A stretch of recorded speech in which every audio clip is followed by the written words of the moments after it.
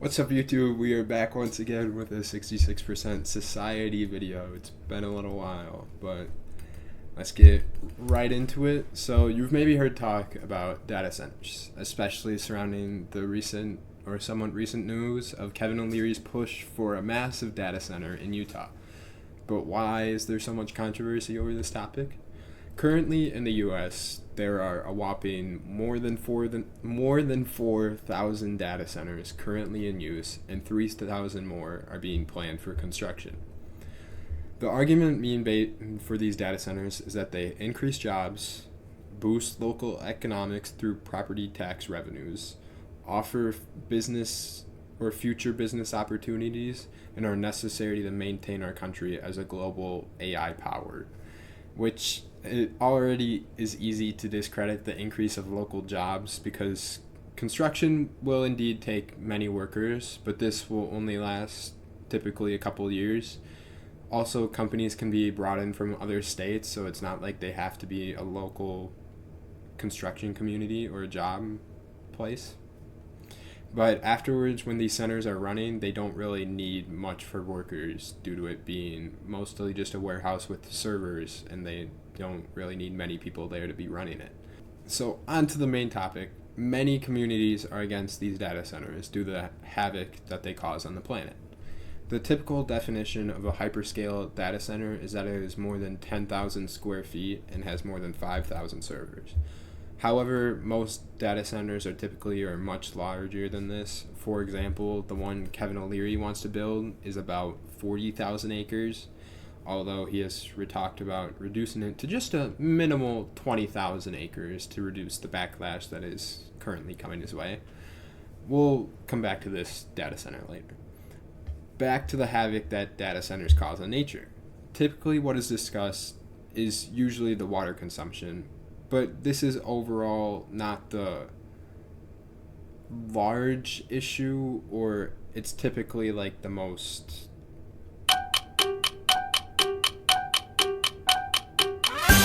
misconstrued topic. Hank Green does a good job in explaining this difficult topic in his video, Why is Everyone So Wrong About AI Water Use?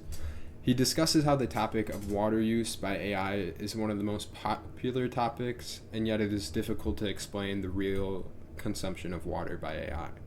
To quickly get into it and brief the video a little bit, water usage by data centers is so hard to narrow down on numbers because they really don't share these numbers and aren't really open with them, and it is a complex subject. Each query or question only does use a little bit of water, but that query then sends out more queries that send out more queries to then come back and give you the answer to your query. But it also takes weeks or months of training these chatbots through queries that are always running on electricity that then use more water to cool because of the electricity.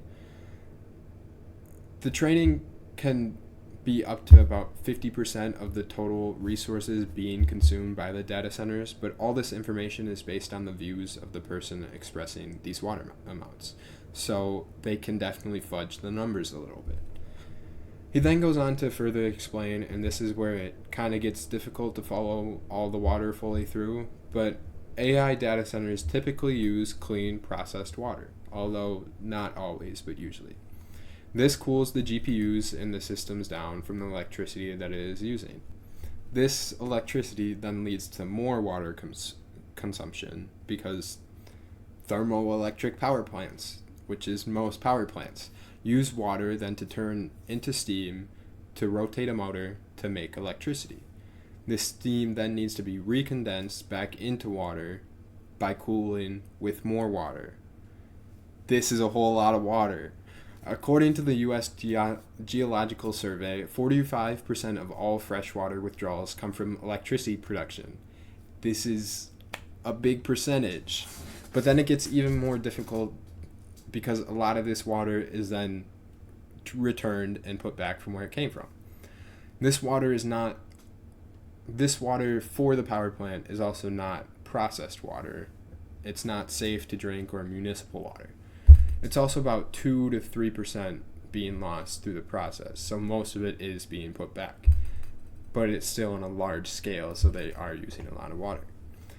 But this is where the numbers can kind of be swayed to look massive in water consumption based on the data centers. This is still a very big issue and uses a lot of water, and waste heat from this production of creating electricity and all from this water is then dumped back into ecosystems that can have a large effect on how it all works.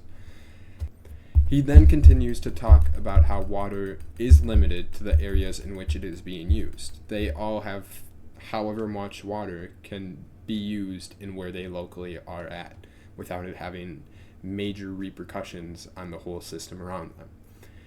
There is limits on how much can be taken without having terrible effects locally, as I kind of just stated. He returns to talk about how data centers also use water that is to be ultra processed to make their GPUs, which takes a whole lot more energy to get this extra clean water that is much cleaner than our drinking municipal water. So he then talks about it a little more, which I'm not going to try to explain because it's a lot more.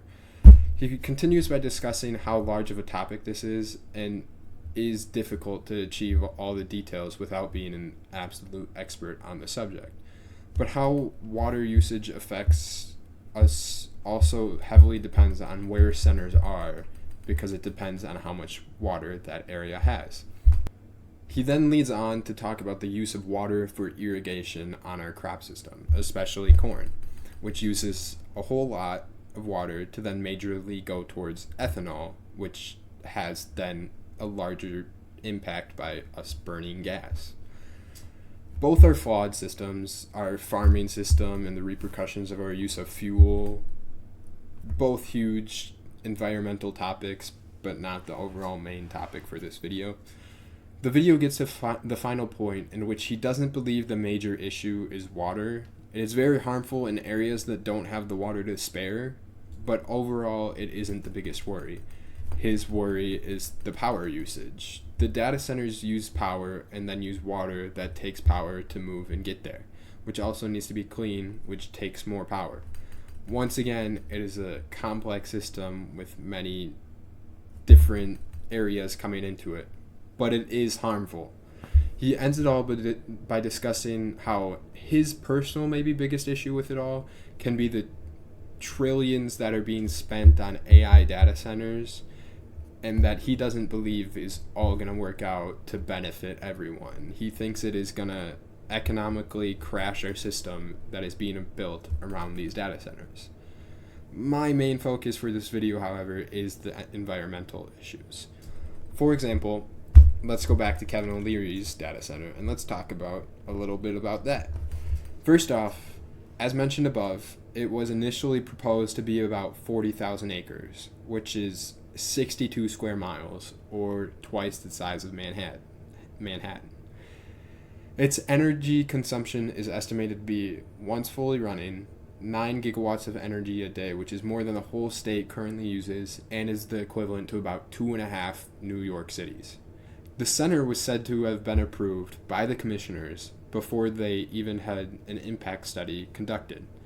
Now, as I mentioned before, that Hank mentioned, Utah isn't really a place overflowing with extra water to be used. Now, the developers and Kevin O'Leary's company say that the center would take about 10 years to build, which is longer than normal because it's so huge, which would obviously be a lot of construction jobs, and then would supply 2,000 jobs and would work on a closed loop system providing its own energy and water, which would be reused and returned.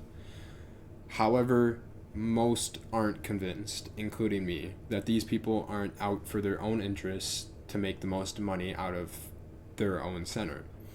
I believe that even if they attempt for this, they will fall majorly short of this perfect system, and they are going to be hurting the state's water supply, air quality, and would lead to an overwhelming amount of pollution through the energy production.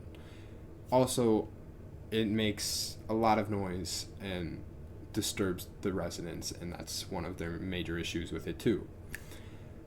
Overall, a huge topic that I definitely could go more into, or didn't do the best covering all of it, but that's because there's so many different areas that all contribute to different factors that then go into these data centers. But it is a huge topic because, like I said, 3,000 are being constructed and there's currently 4,000. And do we need that many? Probably not.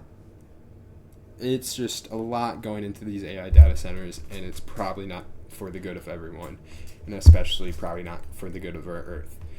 So I hope you all enjoyed this video, and will continue to look into this subject more because there's a lot to look into. But please consider checking out our other channels that will be linked below, and consider subscribing too while you're at it. And have a great rest of your day. I hope you all enjoyed once again.